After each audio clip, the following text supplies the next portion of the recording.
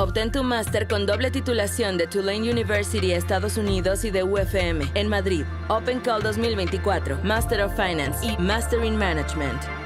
Aplica.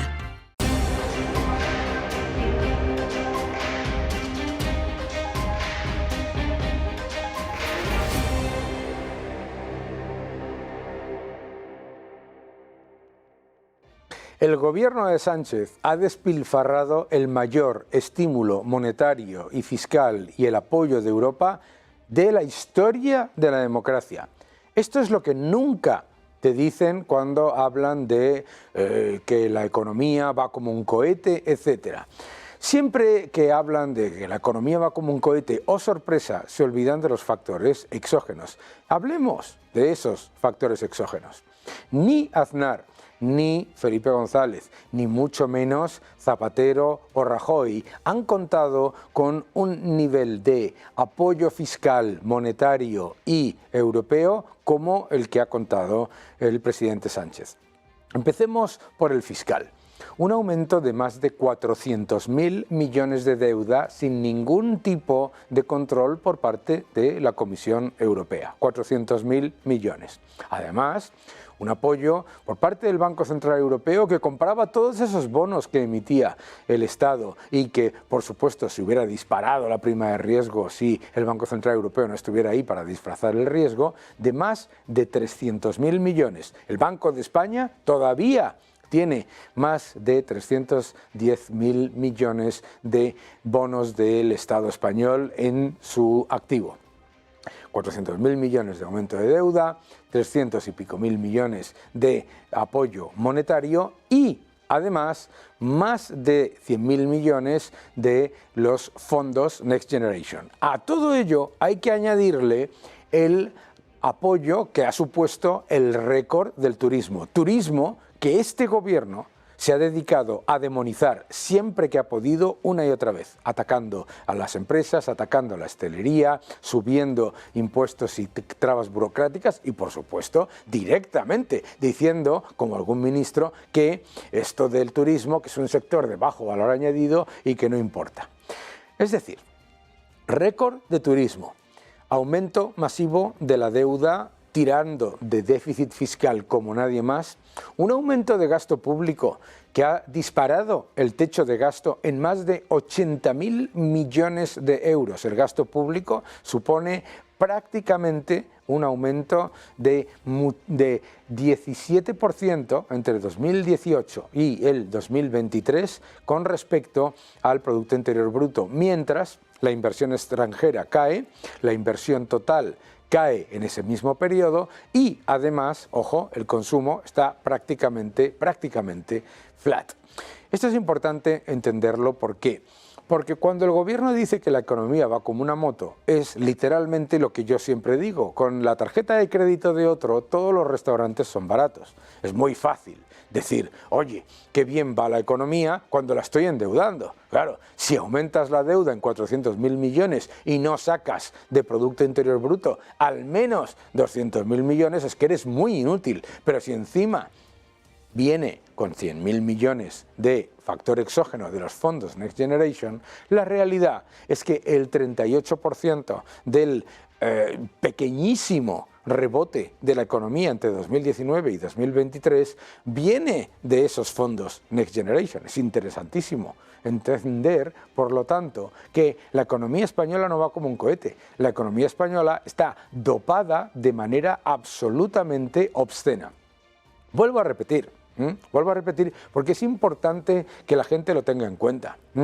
Claro, cuando el gobierno se compara con el gobierno de Rajoy, que tuvo que hacer un ajuste brutal, que tuvo además que contar con un entorno de deflación, es decir, no se lucraba vía inflación en los ingresos fiscales como está haciendo este gobierno, que tuvo que contar además con un ajuste brutal y ningún tipo de apoyo por parte del Banco Central Europeo 2011, 2012, 2013, 2014, hasta el 2014 que se lanza el plan de Draghi y que en cualquier caso no fue como en este caso, importantísimo, en el caso de España con Sánchez, el mayor beneficiario España. Porque la diferencia entre los fondos Next Generation, el apoyo del Banco Central Europeo y lo que se generó como apoyo del Banco Central Europeo con Rajoy o con Zapatero, ya no quiero decir con Aznar, es que en el caso de los últimos años el principal beneficiario ha sido España. Y con todo eso, lo que deja es una economía estancada en Producto Interior Bruto per cápita, estancada en cuanto a inversión, estancada, con un desastre de inversión extranjera, estancada en cuanto a crecimiento de los salarios reales, estancada en cuanto a lo que es creación de empleo. ¿Por qué? Porque dicen, no, hay récord de empleo, pero teniendo un aumento de 350.000 empleos públicos y además récord de lo que se llama pluriempleo, es decir, que aparecen varias veces una persona en la afiliación, es decir, que los 21 millones de afiliaciones no son 21 millones de personas trabajando, ojo, eso está ya dicho hasta por el propio ministerio, y además el paro efectivo era de 3,3 millones de personas, más o menos, en el año 2019, y es de 3,3 millones de personas ahora, con el maquillaje de los fijos discontinuos. Lo que estamos hablando es de una economía estancada en términos reales y en términos per cápita. Claro, disparar el Producto Interior Bruto vía deuda y vía inmigración es relativamente fácil. El problema es lo que dejas. Y lo que deja es una economía absolutamente empobrecida. Empobrecida en cuanto a pérdida de poder adquisitivo, en cuanto a pérdida de PIB per cápita ajustado por poder adquisitivo con respecto a la media de la Unión Europea y, por supuesto, también una economía mucho peor en cuanto a productividad y en cuanto a inversión extranjera.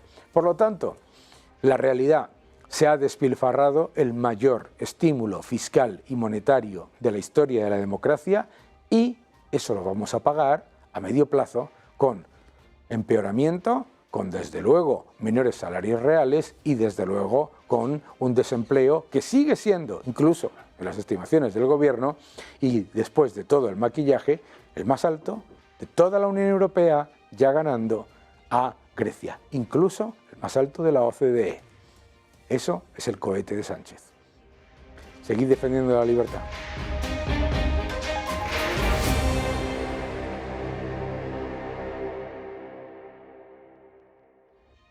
Mientras nos dicen que España va como un cohete, que España va como un tiro, vamos, la propaganda constante con respecto a la economía española, la realidad es que la producción industrial está estancada, los beneficios empresariales, la cifra de negocio del sector servicios, del sector manufacturero está estancada, la realidad es que el nivel de afiliados se infla por el pluriempleo y que el nivel de paro efectivo no solamente no se ha reducido, sino que si lo miramos con detalle y lo vemos comparado con el aumento de empleo público, pues resulta que el empleo efectivo no ha mejorado significativamente. Todos esos factores son importantes y los comentamos constantemente aquí, pero a mí me gusta hablar de soluciones y me gusta hablar también de qué es lo que hay como alternativas, y para hablar de alternativas, pues la alternativa, Juan Bravo, responsable económico del Partido Popular, ¿cómo estás? ¿Qué tal, Daniel? Muy Qué buenos bueno días. tenerte Encantado. de nuevo en este programa, que ya sabes que estás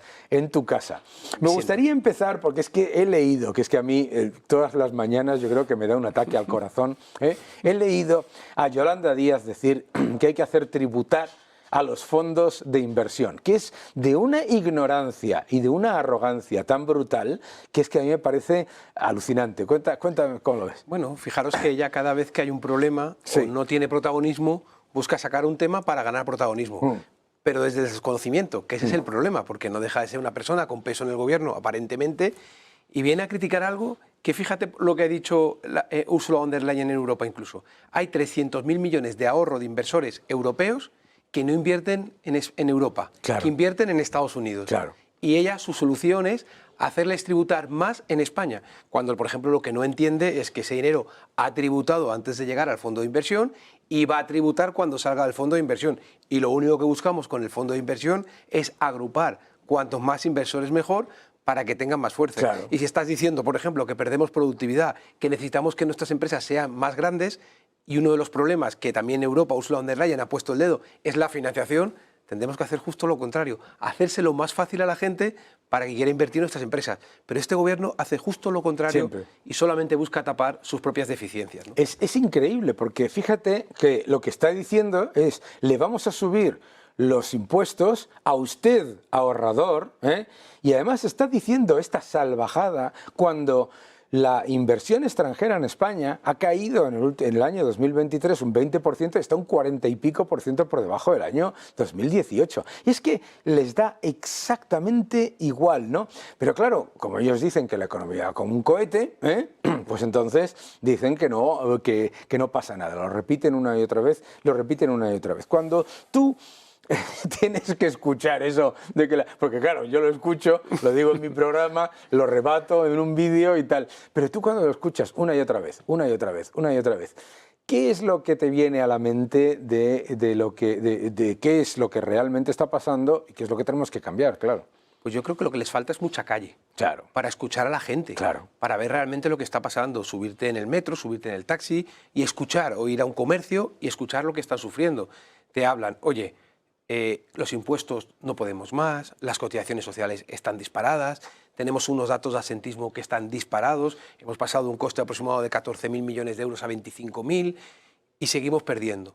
Entonces, cuando uno hace ese análisis y ve cómo está un pensionista, cómo está un trabajador o cómo está un funcionario, y haces el análisis de los últimos 3 años, ves que porque los sueldos no han podido subir el nivel de la inflación que está tan alta y que los impuestos no han sido capaces de frenar esa progresividad en frío, de deflactar el impuesto para bajar los impuestos, al final los ciudadanos tienen del orden de 1.000, 2.000 y hasta 3.500 euros menos en 3 años que lo que tenían antes, con lo cual la dificultad es mayor. Entonces, oye, ¿cómo que la economía va como un cohete? Va como un cohete para vosotros. Claro. Que es cierto que la recaudación la llevan disparada. Claro, si se niegan a deflactar los impuestos a la inflación y la inflación lleva 9 meses por encima de los niveles de la media de la eurozona, que encima es también alta, ¿no? Pues imagínate. Claro, pero además en la inflación habría que contarle, porque la gente dice, ¿pero por qué el año pasado estábamos por debajo y ahora estamos de nuevo por encima de la media de la Unión Europea?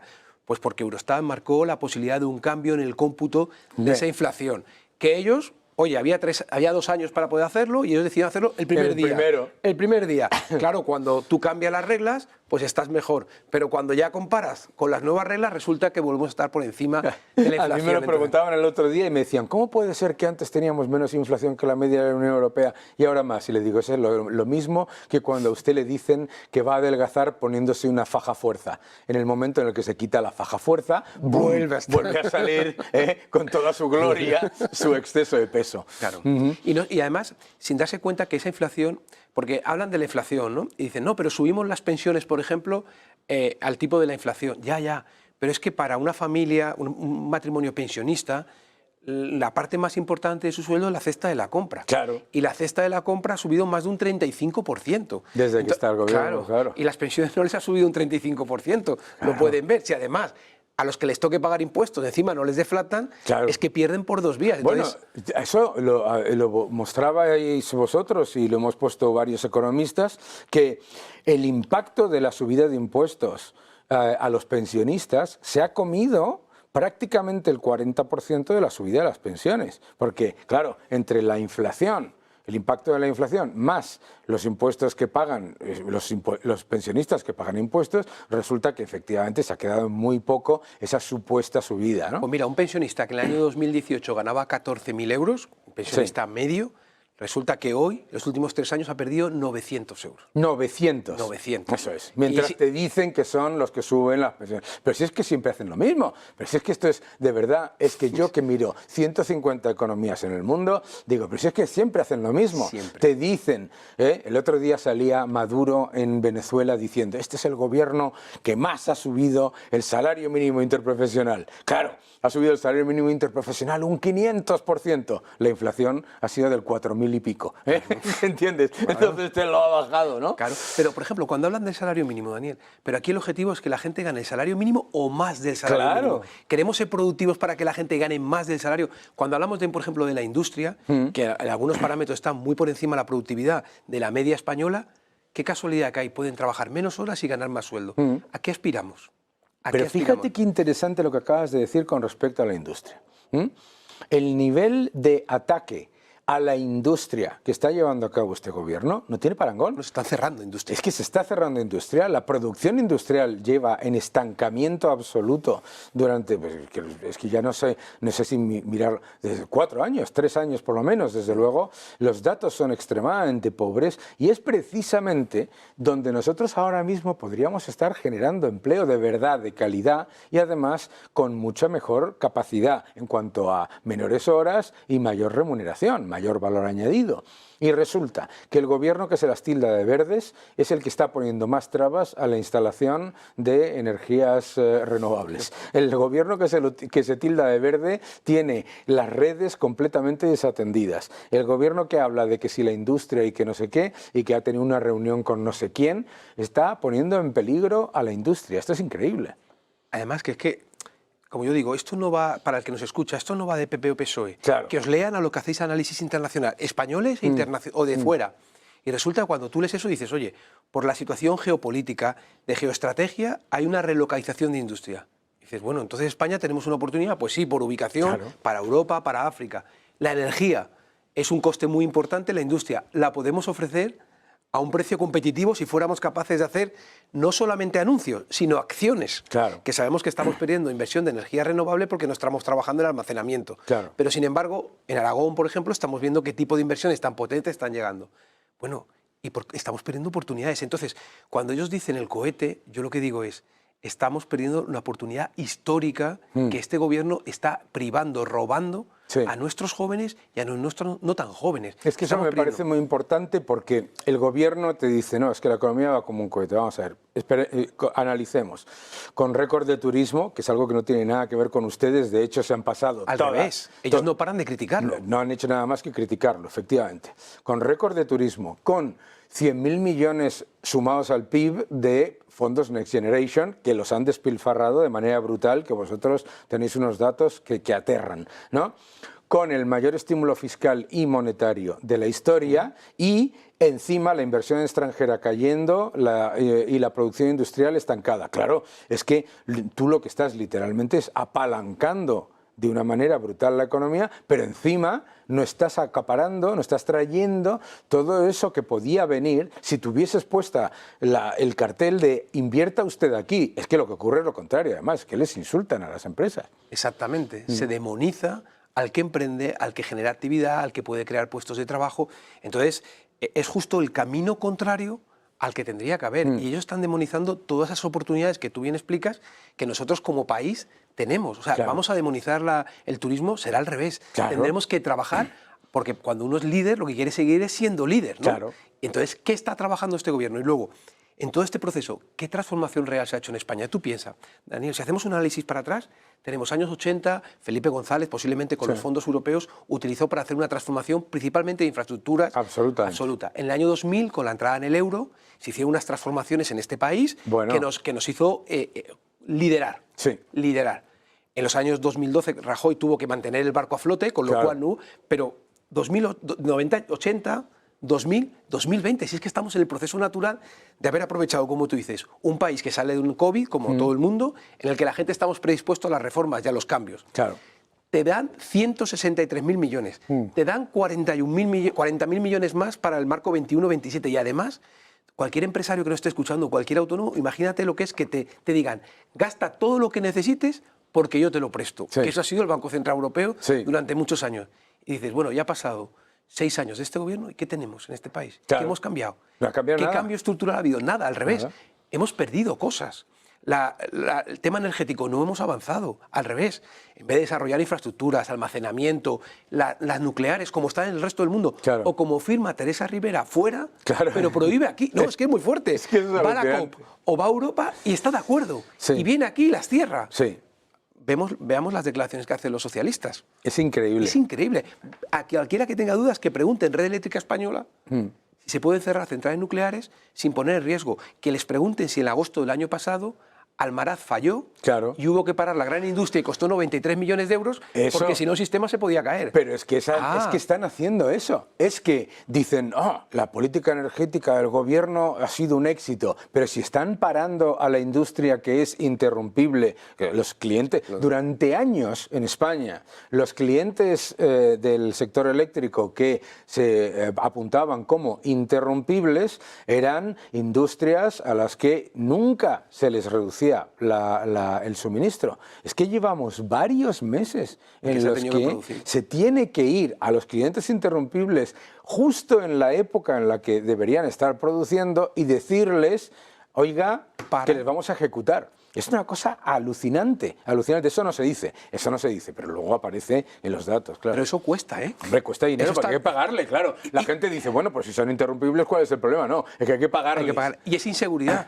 porque si tú tienes que montar una planta industrial en España, tú todo eso lo analizas. Claro. No en el día a día de la calle, no en el día a día de este verano, claro. en el día a día del empleo. Claro. Y cuando tú dices, yo voy a montar una fábrica, voy a montar 500 puestos de trabajo, pero aquí en España no tengo seguridad con la energía renovable, no tengo garantías con el tema laboral porque me cambian las condiciones y me suben los impuestos cada 2 por 3, me cambia la normativa y aquí dependemos de la imaginación de la ministra correspondiente que necesita protagonismo y entonces se tiene que inventar algo. No respetamos a la patronal y los sindicatos, que cuando van solos se ponen de acuerdo y cuando se mete el gobierno tiene dificultades.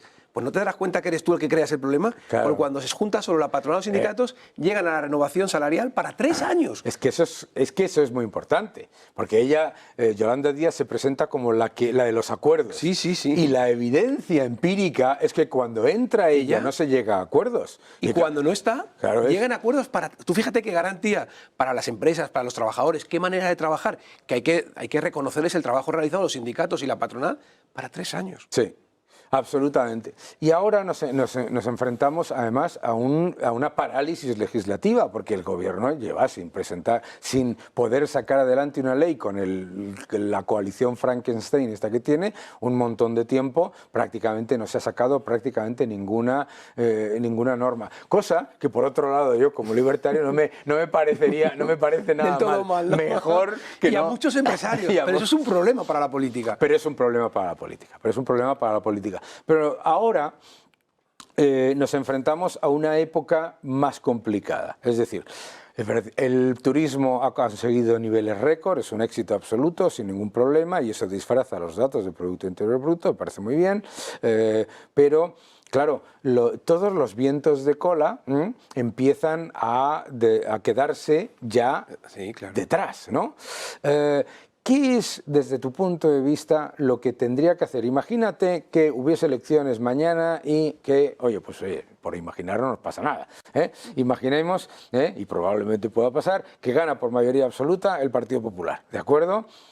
¿Qué es lo que hay que empezar a hacer a partir del día 1 para revertir esta época de propaganda y dopaje y realmente empezar a generar valor añadido? Pues yo empezaría por un principio, hablar menos y hacer más. Eso, yo creo que sí. Para empezar. A partir de aquí, habría 6 puntos, pero el punto 0, si se puede llamar punto 0, sería escuchar, porque cuando lees los informes, incluso la Unión Europea dice que para hacer normas, primero hay que escuchar a los que vas a afectar para que te cuenten cuáles son las necesidades y hacerlo de esa manera. Y luego acordar y consensuar. Que este gobierno se ha olvidado de acordar y consensuar, solamente lo hace con los que le interesan y no intenta involucrar al resto, ¿no? A partir de aquí, la fiscalidad, tenemos que hacer una revisión profunda de la fiscalidad para fomentar y provocar aquello que necesitamos. Por ejemplo, ¿estamos todos de acuerdo en que la innovación es necesaria para mejorar la productividad? Hagamos una apuesta decidida por la innovación. ¿Estamos de acuerdo que hay que deflactar porque eso deja menos renta en el bolsillo de los españoles, menos dinero disponible y está afectando al consumo y el Banco de España dice que el consumo privado? Hagámoslo. En segundo lugar, tendríamos que hacer la simplificación de normas administrativas y burocráticas, que eso es un proyecto que todo el mundo dice y no se hace, y en las comunidades autónomas que se está haciendo, llámese Madrid, llámese Andalucía, llámese ahora Valencia, Baleares, resulta que funciona. Pues hagámoslo. Y la reforma de la administración. El mundo ha cambiado, la inteligencia artificial, la digitalización, y no podemos seguir con una administración del siglo XX. Tenemos un proceso natural en el que nos puede llevar a una mayor eficiencia y a una gestión de esos recursos. En tercer lugar, reducir el gasto político superfluo. Hablabas de que la economía va con una moto. Yo digo, España 2,5 de crecimiento. Oye, está muy bien, pero 3,6 de déficit. Es decir, crecemos 25, nos endeudamos 36.000. ¿Estamos peor? Claro. Portugal, no crece el 2,5, pero crece el 2,3. Claro. Y superávit. Claro. ¿Cuál preferimos? ¿2,5 frente a 3,6 de déficit, 70.000 millones de deuda? ¿O crecer un 2,3 con un superávit del 1,2? Claro, pues eso hay que hacer. y todavía más. Dice, crecimiento del 2,5% con un aumento del 3,4% del gasto público después de haberlo aumentado un 4%, y después, o sea, un aumento de 80.000 millones en el techo de gasto desde el 2018, 80.000 millones. Todo lo que nos estáis viendo, el que nos esté viendo y se crea que de esos 80.000 millones han sido para ellos, pues no, claramente no. Claramente no. Es más, esos que nos están viendo tienen que ver que en la página 22 del libro blanco de María Jesús Montero, de la Fiscalidad, dice claramente que esa deuda la pagarán las generaciones futuras, claro, y generalmente con impuestos. Claro. Con lo cual estamos haciendo el mayor de los actos de no compromiso generacional, puesto que está dejando este gobierno a las generaciones futuras menos oportunidades. Pero bueno, volviendo, el cuarto punto serían los fondos europeos. Nadie entiende que tengas más de 200.000 millones para ejecutar y estés perdiendo una oportunidad única. Hay préstamos que habría para devolverlos hasta el año 2058, o sea, 35, 34 años, 35 años, con carencias, con condiciones más ventajosas que el mercado. Y todavía hay 0 euros en el mercado, claro, 0. Luego tenemos que hablamos de salario mínimo, de ingreso mínimo vital, de subsidios, y de productividad, claro, y de empleo, y de trabajo, que es lo que la gente quiere. Claro. La gente no quiere un subsidio, la gente quiere la independencia, la libertad de poder tener un puesto de trabajo, para tener un futuro para ti, para tu mujer, para tu marido, para tus hijos, para lo que tú necesites. Y por último, ¿todo esto para qué? Para generar empleo. Daniel, claro, creo que no está justificado que tengamos en paro efectivo 3,3, 3,4 millones y haya 1 millón de puestos de trabajo en España que no se cubren. Que es muy típico de las sociedades subvencionadas, súper típico. Acuérdate de lo que pasaba en Grecia. En Grecia había la tasa de paro más alta de toda la Unión Europea y una enorme cantidad de subvenciones y subsidios. Es muy típico. ¿Qué es lo que ha pasado en Grecia? Fíjate, el otro día Yolanda Díaz decía, hay 2 maneras de hacer las cosas, como los griegos y como nosotros. Pues mira, resulta que Grecia tenía la mayor tasa de paro de toda la Unión Europea y ahora, ¿quién tiene la mayor tasa de toda la Unión Europea? España. Y eso con el maquillaje. Nos ha superado con mucho, ¿eh? No es que esté un poquito, es que está mucho mejor que nosotros. Es que mucho mejor. Y eso con la tasa, utilizando la tasa oficial con el maquillaje de los fijos discontinuos. O sea, es alucinante. Y tiene la desvergüenza de decir eso, pero es que en crecimiento de salarios reales está mejor Grecia. En crecimiento de las condiciones laborales para los ciudadanos está mejor Grecia. Digo, es que alucinante que encima tenga la desvergüenza. Por lo menos podían hacer como hicieron con Portugal, que dejaron de hablar de Portugal. Claro. Pero fíjate, la diferencia de esta Grecia de la gestión a la Grecia anterior, ¿te acuerdas? La de los impuestos a las piscinas. ¿Te suena eso de inventarnos cosas para intentar demonizar al que tenía una piscina? Claro. Igual que están haciendo ahora. Tú fíjate, cuando hablan de la Golden Visa, no, visado de residencia para inversores, que no es lo mismo. En segundo lugar, no es para controlar el precio de la vivienda. Hay que contarle a los españoles que con el visado de residencia en el último año, por ejemplo, se han comprado algo más de 500 viviendas en España. Claro. En España se han vendido 600.000. Claro. ¿Alguien se cree en su sano juicio que 500 viviendas afectan al precio de 600.000, cuando además la gran mayoría de estas son de un precio muy alto, con lo cual no compiten con el día a día? Pero el mensaje es Golden Visa, los ricos, que no es verdad, que eso es lo mismo que hacían en Grecia, por ejemplo. Claro. Y los dejó más arruinados que nunca. Claro, y además es que la realidad, la evidencia, es que lo que han hecho ha sido destruir el mercado de la vivienda, ahogando la oferta, que es lo que han hecho. El que se crea que el problema de la vivienda se soluciona porque 500 viviendas dejen de darse a inversores de alto patrimonio. Será al revés. O por... Cuanto más gente venga aquí con poder adquisitivo, mejor irá la economía española. Es justo lo contrario. Justo lo contrario. Fíjate, si nosotros hacemos los cálculos de la gente que declara renta, de los que hacen la declaración, ¿vale? No de los 31 millones, de los que 21 o 22 millones. No llega al 5% los que declaran más de 60.000 euros. Claro. Y sin embargo, esa gente paga el 40% de lo que se recauda en renta. 40. Quiere decir que 1 millón de personas no llega, paga 48.000 millones. Claro. Entonces, no demonicemos, valoremos al que trabaja, al que se esfuerza, al que tiene ingresos. Y gracias a esos ingresos podemos ayudar a aquella gente que tiene ingresos más bajos con esa política de natalidad, con esa política de vivienda. Claro. Pero si no tenemos estos ingresos, no vamos a tener esto. Claro. Y ahí no cuidemos a la gente que gana, que trabaja, que se esfuerza e intentemos que el que está aquí abajo pueda llegar a ser esto, claro, que no desaparezcan las clases medias, que es lo que este gobierno, acuérdate haciendo. cuando María Jesús Montero dijo que las clases medias eran las que ganaban el salario mínimo. Ojo, ¿eh? Ojo con eso. Ojo a lo que está diciendo. Crear clientes rehenes y dependientes. Eso es lo que siempre hace el socialismo, diciéndote que van a crear prosperidad, lo único que busca es el control. Muchísimas gracias, Juan Bravo, gracias por venir, ya sabes que estás en tu casa cuando quieras. Un fuerte abrazo. Muchísimas gracias. Y nosotros seguimos en el programa.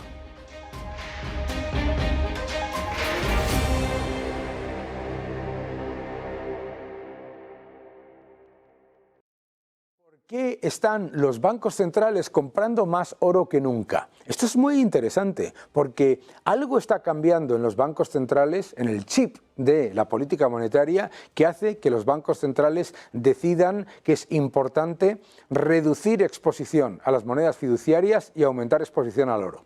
Número uno, como veis en este gráfico, cortesía de Bloomberg, los datos nos muestran que el oro ha sido un activo ganador con respecto a las bolsas. Solamente el S&P 500 lo ha hecho más o menos en línea con el oro y lo ha hecho además en un entorno obviamente pues en el que la concentración del número de valores ha sido muy elevada, es decir, prácticamente 496 valores han hecho muy poco y los otros 4 valores son los que han liderado sobre todo en la última parte. Pero bueno, ¿qué es lo que nos importa de todo esto? Lo que nos importa de todo esto es que el oro gana a la bolsa mundial, gana a la bolsa europea y desde luego gana al IBEX. Vamos a entender qué es lo que está pasando con los bancos centrales en el próximo gráfico, cortesía del World Gold Council. En el próximo gráfico lo que podemos ver es las compras de oro por parte de los bancos centrales. Bien.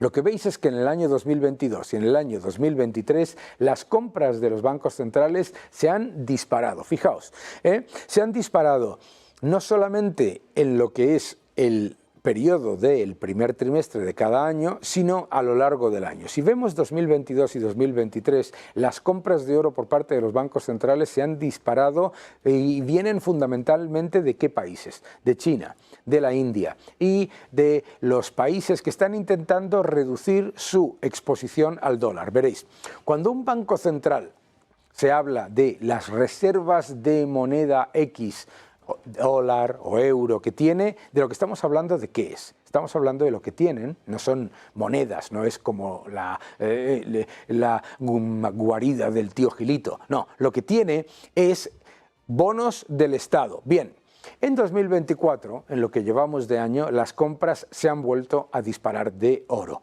Vamos a explicar por qué. Vamos al siguiente gráfico que nos explica qué es lo que ha pasado en el balance de esos bancos centrales con todo ese atesoramiento de bonos del Estado de los países que son reserva mundial. ¿Ve? Pues ¿qué es lo que ha pasado? El desplome de los bonos del Estado. Ahí veis lo que ha sido las pérdidas que se han generado en los últimos años y resulta que con inflación persistente y con el destrozo monetario generado en el año 2020, lo que era un activo estable que daba solidez al balance de los bancos centrales, los bonos del Estado, de Estados Unidos, de la eurozona, etcétera, se ha convertido en un activo que deja unas gigantescas pérdidas latentes. Este es el dato cortesía de Bloomberg. Vamos al siguiente gráfico en el que nos explican qué es lo que ha pasado. Primero, se expande masivamente, esto lo explica el Bank of International Settlements, se expande masivamente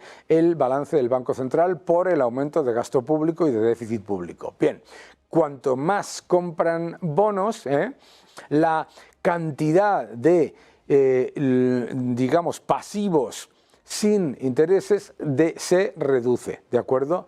Tercero, aumentan los tipos de interés, ¿vale?, que hace que los costes de financiación de los bancos centrales aumenten, lo que lleva a reducir todavía más sus beneficios por intereses. Entonces, ¿qué es lo que pasa? Resulta que se aumenta masivamente la cantidad de dinero, aumenta la inflación, resulta que suben con ello los tipos de interés. Al subir los tipos de interés, los bancos centrales reciben menos capacidad de financiación, ¿de acuerdo? Al financiar esas pérdidas latentes, lo más difícil que se encuentran es que esas pérdidas latentes no solamente no se reducen, sino que continúan. Y ese es un gran problema para los bancos centrales. Mucha gente te dice que los bancos centrales con pérdidas no es un problema. Amigo, no es un problema ¿para quién? Será para el Banco Central, porque para ti sí lo es. Inflación persistente, más creación de dinero artificial y desde luego mayor agujero fiscal. ¿Por qué? Porque las pérdidas de un banco central, ¿quién te crees que las paga? Los estados. Vamos allá con el siguiente gráfico que nos explica también lo que está pasando. Aquí lo tenéis, las pérdidas de estos tesoros del Banco Central, activo lleno de bonos del Tesoro, boom, pérdidas latentes y además de esas pérdidas latentes, mayor coste de financiación, es decir, pérdidas operativas. Ahí lo veis en prácticamente todos los países de nuestro entorno. Muy severa caída en sitios como Australia, Suiza, Suecia, Nueva Zelanda, etcétera. Eso es lo que pasa cuando se disfraza el exceso fiscal con exceso monetario. Vamos al siguiente gráfico, que me parece que es muy importante para explicar también lo que está pasando en el otro lado, que es la banca comercial. ¿Por qué tienen estas gigantescas pérdidas latentes los bancos comerciales? Amigos, esto es en Estados Unidos. ¿Por qué? Porque habían atesorado en su activo una enorme cantidad de bonos del Estado. Hemos visto que los bonos del Estado caen de precio y resulta que lo que se suponía que generaba estabilidad y solidez y poca volatilidad en su activo, mis queridos amigos, caída y muy importante, y de ahí viene el agujero patrimonial de tantos bancos en Estados Unidos.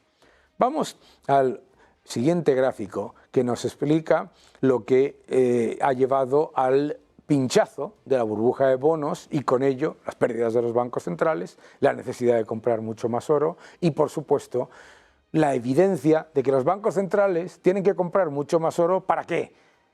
Para mitigar el impacto del desastre creado por ellos mismos al monetizar el exceso fiscal de los gobiernos y, por supuesto, mis queridos amigos, imprimir. Ahí lo tenéis, ahí lo tenéis. Una inflación persistente que se suponía que iba a bajar muy rápidamente y que se mantiene elevada.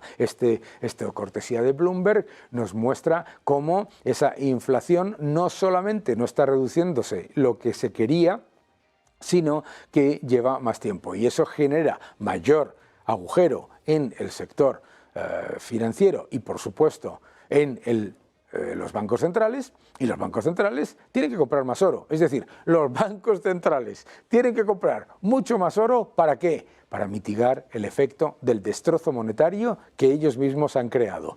Toma keynesianismo. Seguid defendiendo la libertad.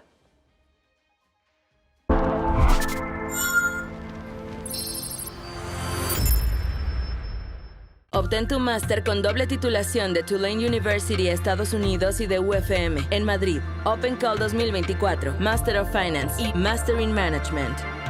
Aplica.